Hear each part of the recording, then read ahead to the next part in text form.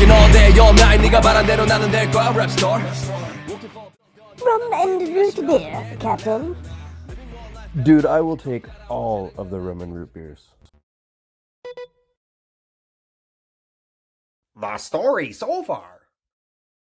Telling you some shit. Telling you some shit. Telling you some shit about Wolverine, yeah! 1832 to 1909. In 1832, Wolverine was born as James Howlett, son to wealthy landowners in Alberta, Canada. In 1845, his powers manifested. It goes horribly wrong, and he ends up having to make a run for it. He goes with his friend Rose, and they end up in a BC stone quarry, where he works for some time until that goes horribly wrong. He ends up being captured by Hugo the Great Circus, and ends up being experimented upon by Mr. Sinister, who is operating out of the Ravenloft Institute for the Mentally Disturbed. He is freed by the Creed siblings, Clara and Saul, but by the end of that story ends up killing Saul for his betrayal to Mr. Sinister, which seemingly results in the death of Clara. Sometime after that, he encounters Romulus, a bad guy, and allies with him, which turns out to be super dumb. In 1907, he is living with the Blackfoot Indian tribe and is living with Silver Fox, his lady friend, for some time. In 1909, Sabretooth ends up capturing him and dragging him back to Ravenloft, where he receives a lobotomy and gets his left arm cut off, but ends up escaping with the help of a werewolf named Claudia Russell. Sometime after that, Sabretooth ends up tracking down where he is living with Silver Fox, assaults and kills her, and nearly kills Wolverine. He ends up going feral again and ends up being manipulated by Sabretooth into killing the nearby town for it, apparently forgetting that Sabretooth was the one that actually did it. Later on, he ends up leaving Canada and going to Madripoor, a small island nation run by various criminal organizations, and he meets a lady named Seraph, who is an operative for an interdimensional firm named Lando, Luckman, and Lake. I told you some shit! I told you some shit! I told you some shit about Wolverine, yeah!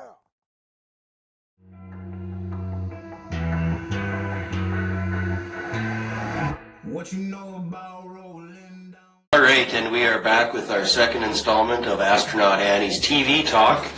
We have been looking into the series Supernatural, which just ended recently, and we've just been going season by season, picking out what Astronaut Annie feels are the best and the worst episodes of each season. And so we're going to move on to Season 2, Astronaut Annie. What's the worst episode? Well, I would have to say overall Season 2 was a fairly well done season. Some episodes may have had cringeworthy moment or two, but overall I can't really say that there was any one episode that stuck out as a bad one. Typical early season shit. Yeah, your first season kind of has its downfalls. Mm-hmm. Some of the highlights I'd find from this season would be different guest appearances, like Linda Blair of Exorcist fame. We had the first appearance of the Trickster in this season. He happens to be one of my favorite characters. And then we also had the introduction of the Roadhouse and Ellen, Joe, and Ash, who kind of become pivotal in this particular season. Those are also pretty big elements. Loki is a fun character. And the Roadhouse is also a really big part of the early part of the show. Yes. But let's rewind it a little bit and get back to it. What was the biggest piece of shit all season? What was the dog turd episode of the season? Was there one? I didn't find one myself. I kind of enjoyed the entire season as a whole. That's nice. Yeah. As a whole. As a whole. As a whole. Alright, well, what was the best one? My favorite episode would happen to be the season finale again.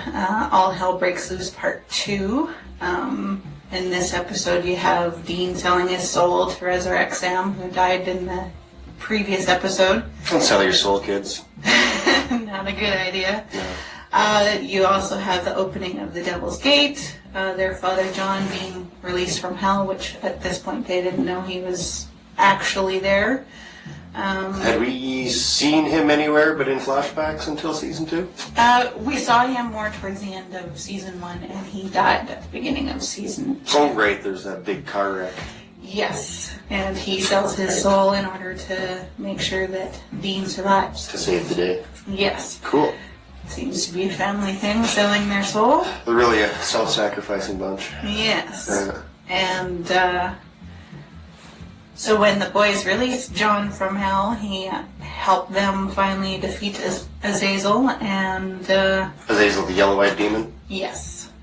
I'm paying attention. And once this happens, they realize that they have not only killed Azazel, but they've opened the Devil's Gate and released hundreds of demons. And they just kind of watch them all float away in their little black cloud of dust and realize they are in for a lot of work. They fucked up? Big time. And they find out that Dean only has a year left to live with his wonderful deal, so they've got lots to do in that year. He makes the most of his year. He most certainly does. Alright. Any final thoughts on season 2? Aside from being a it's all hits, no duds.